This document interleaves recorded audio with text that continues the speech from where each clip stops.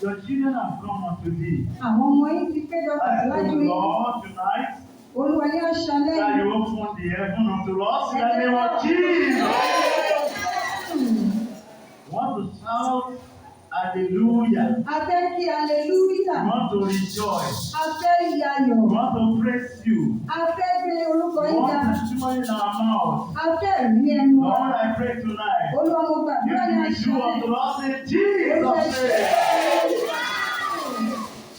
Israelites shouted for joy. Àwọn ọmọ Ísírẹ́lì kígbe. When the wall of Jericho fell down. Odi Jericho sì wó. I pray tonight, O Lord. Mo gbàdúrà ní àṣálẹ́. Whatever that represents Jericho in our life. Ohun gbogbo tó ti dòkú nínú ayé wa. That cage our life. Olúwa tó fi ayé wa. As we praise you. Bí a ṣe ń As we pray. Bí a ṣe ń As we rejoice. Bí a ṣe ń I pray tonight. Olúwa ní àṣálẹ́. That Jericho will be brought flat in Jesus' name. I come against every power that is not of God. Mo ṣe lòdì sí gbogbo agbára tí kì í When ṣe I Ọlọ́run. mention the name of Jesus, Ní kíkí orúkọ Jésù. no Satan can stay. Olúwa kò sí I agbára come against you in the name of the Lord. I find and I cast you out in Jesus' name. Thank you, God, I know you are Father. Jesus' name I pray. Somebody shout hallelujah. Praise the Lord.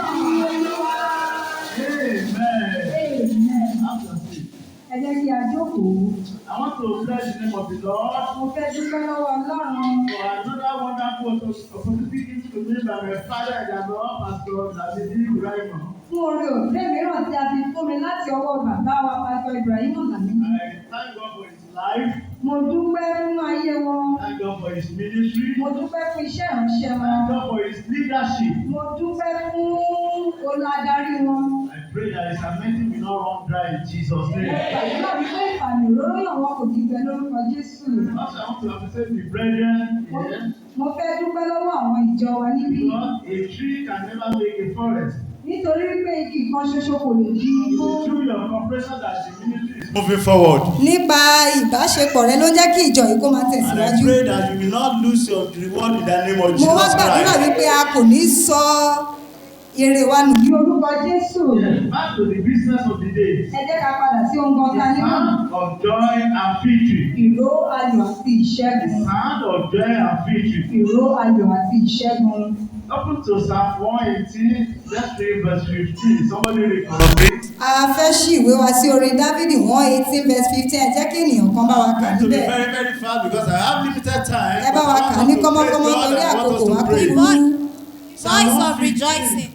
Verse 118, verse 15, yes? The voice of rejoicing and salvation is in the tabernacles of the righteous. Yes. The right hand of the Lord doeth valiantly. Thank you. Continue.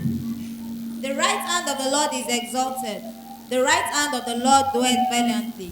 I shall not die but live and declare the works of the It's Lord. okay. From where we have read, Láti ibi tí a kà yẹn, number one, we can see the message of hope, àkọ́kọ́ a ó rí iṣẹ́ ìránṣẹ́ tó fún wa ní the ìrètí. message of comfort, Iṣẹ́ ìránṣẹ́ èyí tó the fún wa ní message of ìrètí. peace, Iṣẹ́ ìránṣẹ́ tó fún wa ní the message àlàáfíà. of assurance, Èyí tó fún wa ní ìrètí tó message dájú. of confidence Èyí tó fún wa ní ìrètí from God our Father. láti ọwọ́ Ọlọ́run bàbá wa. King David has stated and experienced the goodness of God. Ọba Dáfídì ó ti tọ́ wò ó sì ti tọ́ He ìdídára Olúwa knew his wò. God. Ó mọ Olúwa rẹ̀. He knew what God can do. Ó mọ ohun tí Ọlọ́run lè ṣe. He knew that God is unlimited. Ó mọ̀ wípé Ọlọ́run kò ní òdùwọ̀n. He knew that there is nothing that God cannot do. Ó mọ̀ wípé kò sí ohun tí Ọlọ́run kò lè Despite what ṣe. is happening, Bó tiẹ̀ tilẹ̀ jẹ́ wípé ohun he gbogbo knew tó that ṣẹlẹ̀. God can do wonders. Ó mọ̀ wípé Ọlọ́run lè ṣe yìí. That is why David expressing the benevolence and the goodness of God. Nítorí rẹ̀ ni Dáfídì ṣe gbé títóbi Ọlọ́run ga. And this is the timely message we need, especially in Nigeria. Irú àkòrí ọ̀rọ̀ tí a ní gan rèé ní àkókò yìí ní Nàìjíríà orílẹ̀-èdè. Everything have failed. Ohun gbogbo ti kùnà, ó ti já wa kulẹ̀. Even the government, they don't know what to do. Àwọn olórí wa gan wọn kò tiẹ̀ mọ ohun tó yẹ kán ṣe mọ́. Even going to church nowadays, how many people are really coming to church? Ọ̀pọ̀ ènìyàn ò tiẹ̀ fẹ́ wá sílé ìjọsìn mọ́ báyìí. The economic recession in Nigeria is another thing entirely. Lack of money, lack of food. Ìṣẹ́ ní gbogbo ibi tí kò sí Insecurity. oúnjẹ, kò sí ààbò. We need a timely message like this. A ní irú àwọn àkòrí Sound ọ̀rọ̀ báyìí of joy lákòókò. and victory. Ìró ayọ̀ àti ìṣẹ́gun. And no matter what is happening now, Ohun gbogbo tó bá wulẹ̀ no kó máa matter what you ṣẹlẹ̀ are báyìí. passing through Kò now, sí ohun tí a lè máa là either as kọjá a báyìí. nation, Gẹ́gẹ́ bí orílẹ̀-èdè, in our family, yálà tàbí ìdílé, or even you as an individual, tàbí olúkúlùkù wa kankan. the Lord is giving you the assurance Ọlọ́run fún mi ní that àrídájú. it's going to be sound of joy and Wípé victory. ìró ayọ̀ àti Amen or no amen? Bóyá ṣàmì That tàbí there is àṣà. going to be sound of joy Ó sọ and wípé victory ìró ayọ̀ àti ìṣẹ́gun in the mighty name of ní Jesus orúkọ Christ. Jésù Kristì. No matter what you are passing through, O kò sí ohun tó kóhùn kó lè hùn ká lè máa dojú kọ. your victory is sure in the name of Jesus Ìṣẹ́gun Christ. rẹ̀ dájú nínú Jésù lórúkọ I have the Jésù. first point that says confidence in God and His word. Ìgbẹ́kẹ̀lé nínú Olúwa àti ọ̀rọ̀ rẹ̀. Luke 1:37. Nínú ìwé Lúùkù Somebody 1:37. read Luke Ẹ 1:37. jẹ́ kí ènìyàn kan kó bá wa kà á. Luke chapter 1 verse 37. Luke 1:37. With God, God bless you. Ọlọ́run bùkún wa. Human being can promise you, Ènìyàn ó lè ṣèlérí fún ọ. can give you their words, Yóò sì fún ọ ní but they will not ohun stand gbogbo. by that word. Ṣùgbọ́n wọn kò ní dúró lórí ohun So tí ó only ń the word sọ. of God that stand. Ọ̀rọ̀ Ọlọ́run nìkan ni kò kí ń já ní. And when the word of God says, nothing shall be impossible. Tí ọ̀rọ̀ Ọlọ́run bá wá sọ wípé kò sí ohunkóhun tí kò lè di ṣíṣe. God is not a politician. Ọlọ́run kì í ṣe òṣèlú. That will tell you this and do another thing. Tí ó máa sọ fún wípé ohun tí mo fẹ́ ṣe. When you say that you get to the sound of joy and victory. Nígbà tó bá sọ wípé ìró ayọ̀ He àti ìṣẹ́gun means yóò wà. what he has said. Ohun tó ń sọ ohun. Philippians chapter 4 verse 6 and 7. So I want you to have confidence in God. Mo fẹ́ kí a ní àrídájú nínú ká ní No matter what you are experiencing now. Kò sí ohunkóhun I don't know how year 2024 has been in your life. Mi ò mọ bí ọdún 2024 But ti ẹ̀ ti lè the Lord wants you to tell ayé rẹ̀. us, put your confidence in Him. Ṣùgbọ́n nǹkan tí mo fẹ́ bá a sọ ní àṣálẹ̀ ẹ jẹ́ ká ní Philippians chapter 4 verse 6, who is there for us? Bàbá wa níbẹ̀ ẹ jẹ́ ká bá wa kà á. Be careful for nothing, Be careful for nothing, but in everything, but in everything, by prayer and by supplication, prayer and supplication, with thanksgiving, with thanksgiving, let your requests be made known let unto your God. request be known unto God. Praise the Lord. By prayer, Nípa àdúrà, supplication, nípasẹ̀ with àdúrà, thanksgiving. pẹ̀lú ìdúpẹ́. No matter what is happening now, Kò sí ohun gbogbo tó lè with fún your wa prayer, nípa àdúrà rẹ supplication, àti and thanksgiving, ìdúpẹ́ God rẹ. said, He will Ọlọ́run sọ answer wípé you in the name of yóò dá Jesus ọ Christ. lóhùn ní orúkọ Jésù. Ephesians chapter 3 verse 20. Nínú ìwé Éfésù. Yes. Unto him that is able to do exceedingly, abundantly above, all that we ask of him, according to the power that worketh in us. Not according to the current situation of your country. According to the power that worketh in us. Nípasẹ̀ agbára èyí tó ń ṣiṣẹ́ nínú That ayé is, if you wa. have known him, Èyí tó túmọ̀ sí pé tábà ti mọ̀. confidence in God and his word. Gbẹ́kẹ̀lé Ọlọ́run àti ọ̀rọ̀ rẹ̀. The second point says, seeing through the eyes of faith, Rírí nípa ojú ìgbàgbọ́. with all that is happening now. Pẹ̀lú ohun gbogbo tó ń ṣẹlẹ̀ If lọ́wọ́ you yìí. are not a man of faith, a woman of faith, Tí a kò bá kí ń ṣe arábìnrin tàbí arákùnrin oní ìgbàgbọ́. see, you will not be able to start or joy our victory. A kò ní lè dúró lórí ẹsẹ̀ méjèèjì wa. If you cannot see by faith, Tí a kò bá lè fojú ìgbàgbọ́ òkú tí everything rẹ̀. happening is negative. Pẹ̀lú ohun gbogbo tó ń lọ kò tiẹ̀ But sí as a believer, we must forge ahead ṣùgbọ́n gẹ́gẹ́ bí and look ìgbàgbọ́. unto Jesus, A ní the láti ní author and ìgbàgbọ́. finisher of our faith. Jésù aláṣẹ In ìgbàgbọ́ Exodus wa. chapter 33 verse 17. Ẹ jẹ́ ká wo inú ìwé Ẹ́sódù. Exodus 33, 17, Exodus the eyes of faith. And the Lord said unto Moses, Yes. I will do this thing also that thou hast spoken. Yes. For thou hast found grace in my sight, Yes. and I know thee by name. Thank you for continuing, please. And he said, I beseech thee, show me thy glory. And he said, I will make all my goodness pass before thee, and I will proclaim the name of the Lord before thee, and will be gracious to whom I will be gracious, and will shew mercy on whom I will show mercy. Thank you. Praise the Lord. Hallelujah. There is power in a look. Agbára wà nínú ohun tí a ń rí. Moses told God, Mósè sọ fún wa, I want to see you. mo fẹ́ rí ọ. Read that word. God said it is impossible. Ọlọ́run sọ wípé kò ṣeé You ṣe. cannot see me. O ò lè rí. But Moses insisted, I want to see you. Ṣùgbọ́n Mósè kọ̀ ó nígbà ni mo fẹ́ And at the end of the day, ní God àkótán submitted to Moses' request. ohun tí ó béèrè yẹn gan. God made his glory seen unto Moses. Ọlọ́run sì jẹ́ kí ògo rẹ̀ di fífi hàn. And he saw God. Ó sì rí Ọlọ́run. Power in a look.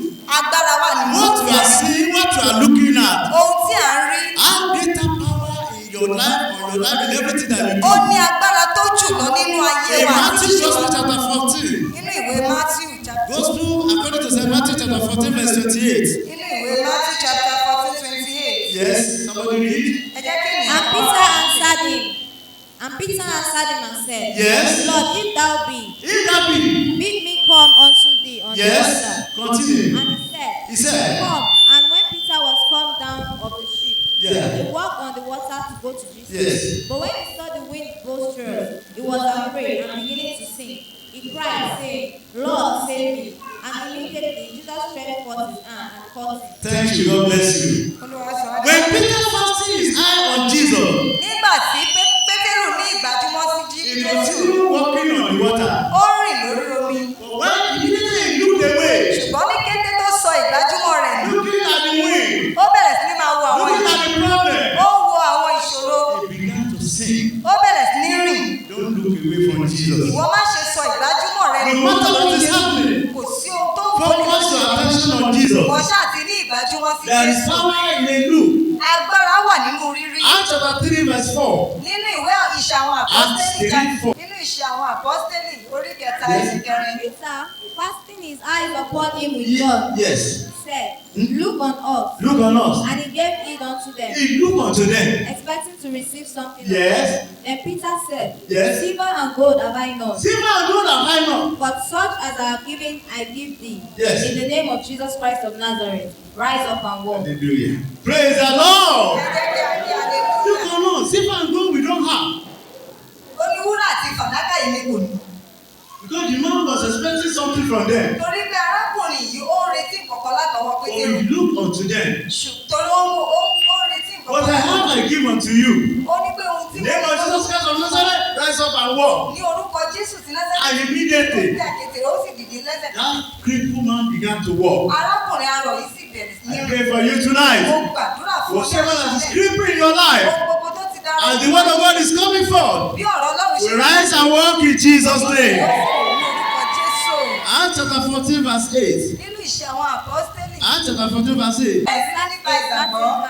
Yes. And there sat a certain man at Lystra, A certain man as Lystra, impotent in his feet, impotent in the field, crippled. being a cripple from his mother's Yes. womb, who never had walked. Yes. The same had Paul speak, Yes. who steadfastly beholding him, Steadfastly beholding him, looking unto him. Yes. and perceiving that he had faith to be healed, Yes. said with a loud voice, Yes. Stand upright on thy feet. And he lived and walked. Praise the Lord. Ẹyin Olúwa. Look at the genesis of that miracle. Ẹ wo gbogbo ìbẹ̀rẹ̀ He fastened his eyes on Paul. Ó fi gbogbo ojú rẹ̀ ó fi lé Pọ́ọ̀lù. What are you looking at? Kí ni ìwọ ń wò The gan? word of Jesus. Ṣé ayé tàbí Jésù? Power in the look. Agbára wà nínú rírí. Number 21 verse 8 and 9. Nínú ìwé Númérì 28 àti orí 28 ẹsẹ̀ kẹsàn-án. Then we see the story there because of our time. Torí àkókò wa. The serpent hung on the cross. Ejò tí a fi kọ́ lórí àgbélébùú. Whosoever look unto it Ó ní ẹnikẹ́ni tó bá wò ó.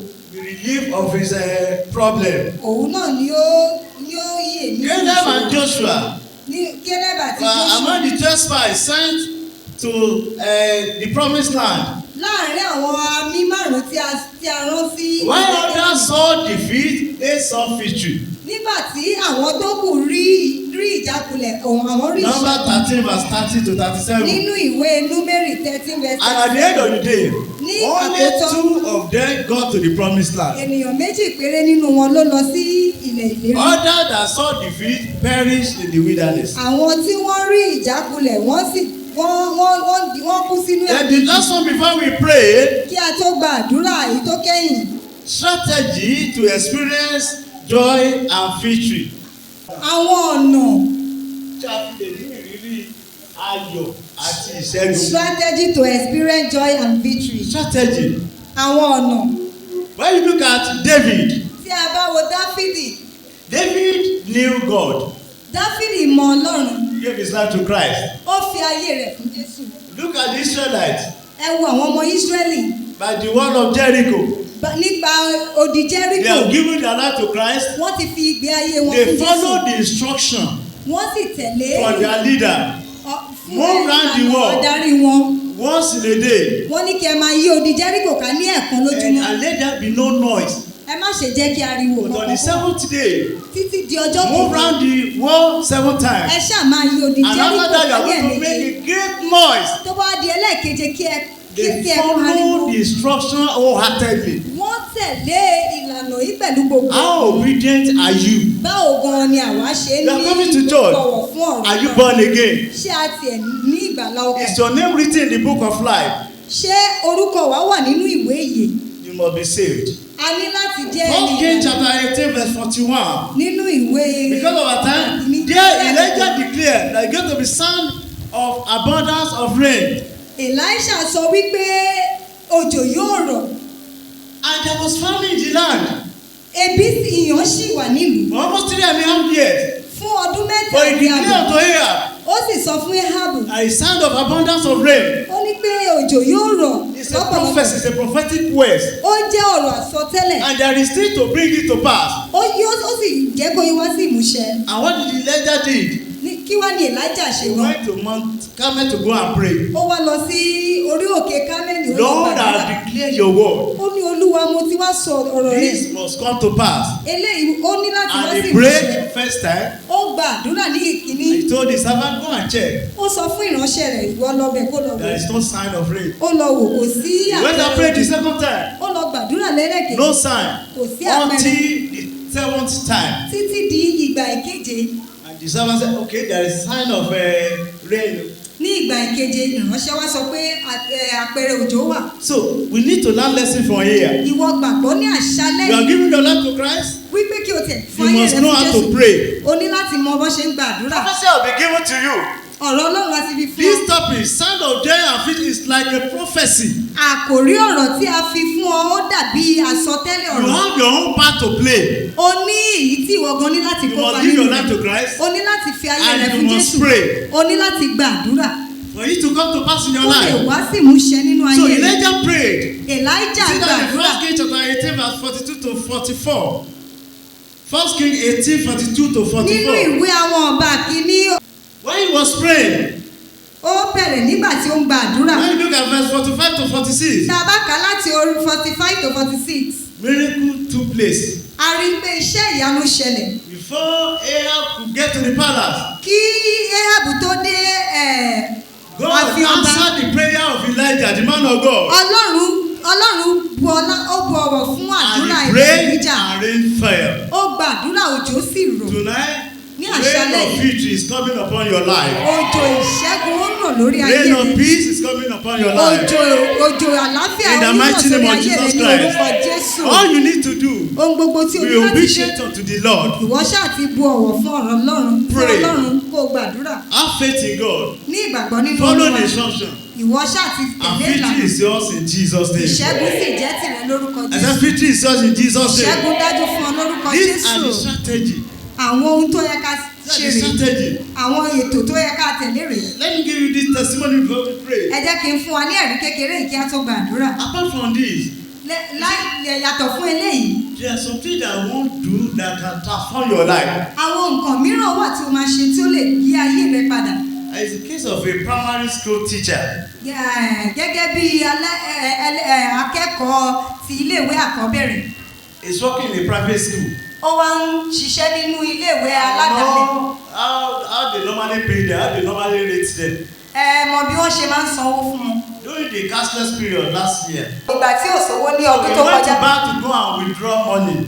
Mo lọ sí ilé ìfowópamọ́ láti lọ So gbowó. when we got there, Nígbà tí mo débẹ̀, queue inside and outside. mo rí gbàwọn ènìyàn tò lọ rẹ, wọ́n tò So lọ nínú ilé àti we níta. joined the queue outside Ó wá to collect just maybe 2,000, 3,000 ó wá naira. darapọ̀ mọ́ àwọn tí ó tò níta láti gba ẹgbẹ̀rún mẹ́ta. But because it was a very long queue, Torí pé àwọn tí ó tò yẹn ó gùn lọ́gàn. he was there for almost 2 hours, no money. Ó wà ń bẹ̀ títí bí wákàtí mẹ́ta kò sówó. As he was standing there, Bí ó ṣe ń dúró síbẹ̀, it made about 2 people to get to his store. ó ku ènìyàn méjì láti dé. Then he saw one old man. Ó wá rí arúgbó The ọkùnrin old kan. man could not stand again. Arúgbó yìí kò lè dúró mọ́. He was fainting. Ó wá bẹ̀rẹ̀ sí ní He máa yọ́ wanted to lọ. collect money, but he was fainting on the queue. Arúgbó yìí sì ti ń yọ́ lọ́lẹ̀. And here is a man that had been there for more than 2 hours also. Arákùnrin tá a dẹ̀ ń sọ yìí òun ti wà lórí ètò fún wákàtí méjì. He just went to that Baba. Ó wá lọ sí arákùnrin arúgbó Come yìí. and take my turn. Ó ní bàbá Let me go to ẹ̀yẹ your wá place. gba àyè mi kémi lọ sí ibi tẹ́ ẹ̀ wá. Everybody are looking at this man. Gbogbo èèyàn wá wọ arákùnrin yìí pé kí ló ń So ṣe. at the end of the day, Ní àkótí, when he got to that Baba's store, nígbà tó wá dé orí he bàbá yìí, collected his money bàbá gbowó. and the ATM, this thing, refused to. Ìgbà tó wá dórí bàbá, ẹ̀rọ tó máa ń tọ́ ti ń gbowó jáde kò wá ṣiṣẹ́ mọ́. Baba has collected. Bàbá sì ti So gbowó tiwọn. that teacher would have been the one to collect last. Olùkọ́ Yorùbá wá jẹ́ ẹni tó yẹ kó gbowó tó kẹ́yìn. And then Baba needed just 7,000. Bàbá sì nílò ẹgbẹ̀rún méje péré. Baba collected 10,000. That teacher wanted to collect 3,000. Olùkọ́ yìí sì fẹ́ gba ẹgbẹ̀rún mẹ́ta. Baba said, "Come, my boy, Bàbá wa ní arákùnrin mi wá take this." ìwọ gbélé. He prostrated. Arákùnrin yìí ó dọ̀bálẹ̀ ó ní ẹ And ṣiṣẹ́. Baba said, "Where do you look? Where do you work?" Bàbá wa ní níbo ni o ti ń I'm a ṣiṣẹ́? primary school teacher. Ó ní mò ń ṣiṣẹ́ nínú iléèwé aládàásílẹ̀. Baba said, "You wouldn't mind, take my ṣèméjì ṣé ìwọ lè gba ìwé When you ìfiléwọ́ got to this one house, nígbà tó dé ilé the man bàbá said, yìí because of what you have done, bàbá wa ní nítorí ohun tí o ti ṣe yìí I want to make you my PA. mo fẹ́ jẹ́ kó jẹ́ igbákejì. And this Baba has business in about 15 different countries. Bàbá sì ní ilé-iṣẹ́ tí ó dálẹ̀ fúnra rẹ̀ ní bí orílẹ̀-èdè mẹ́rin. That is how this primary school teacher begin to travel from one country to the other.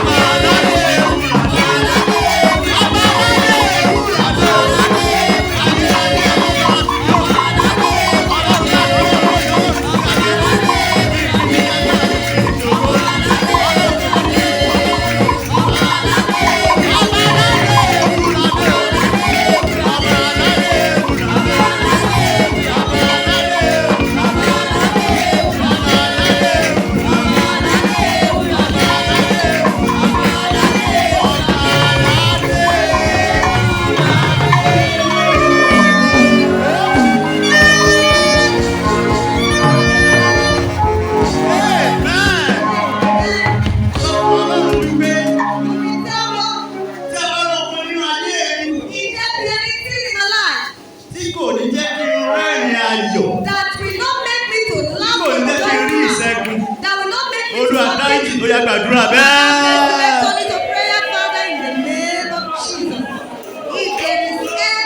Olúwa dáríjì, Olúwa dáríjì, Olúwa dáríjì, Olúwa dáríjì, Olúwa dáríjì, Olúwa dáríjì, Oh Lord, forgive me. Oh Lord, forgive me. Anything in my life, Lord, forgive me. Jésù Olúwa wa. Jesus' name we pray. Wà á pariwo orúkọ Jésù lọ́wọ́ òkè. You will shout the name of Jesus loud and clear. Ó ti tó àkókò fún mi. It is time for láti me rẹ́rìn ayọ̀. to laugh a joyful láti jó ijó ayọ̀. to dance a joyful Ó yá gbàdúrà bẹ́ẹ̀. to prayer, Father, in the name of Jesus. Oh Lord, my Father, it is my time to laugh a joyful laugh and dance a joyful dance. In the name of Jesus. Lord, it is my time to laugh a joyful laugh and dance a joyful dance. In the name Jésù Olúwa wa. May we pray. Alákọ̀ọ́lẹ̀ ilé láàrin ìṣẹ́jú méjì. We don't sing this song with this Hallelujah, hallelujah, hallelujah.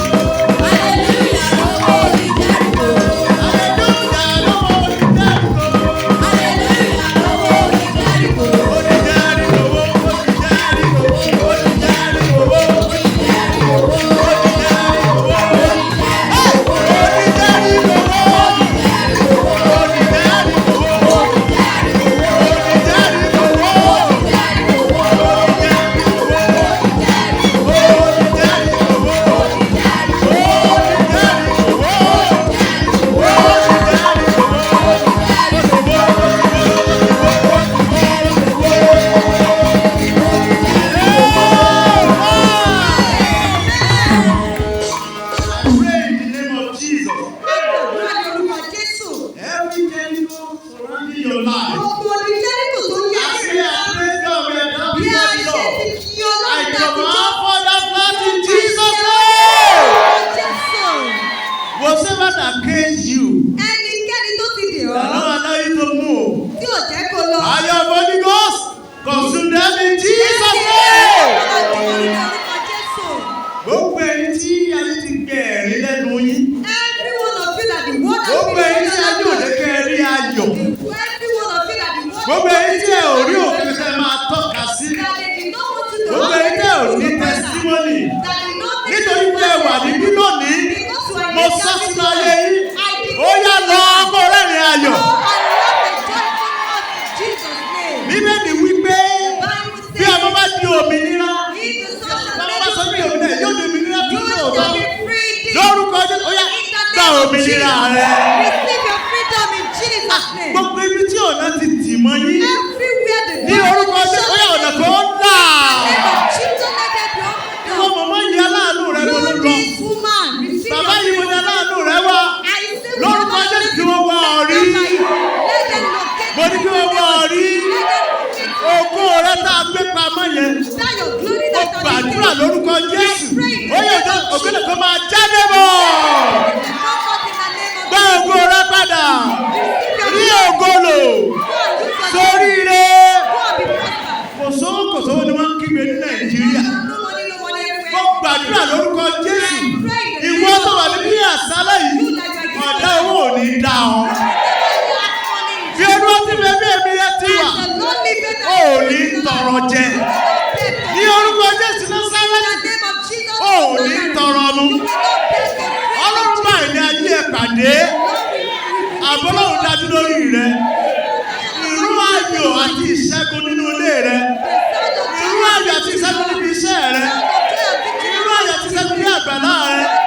Irú ayọ̀ àti ìṣẹ́gun ní Correm. Ó ti rí bẹ́ẹ̀. Ògo ni Fáráò ní òkè ọ̀run. Jésù Olúwa wa.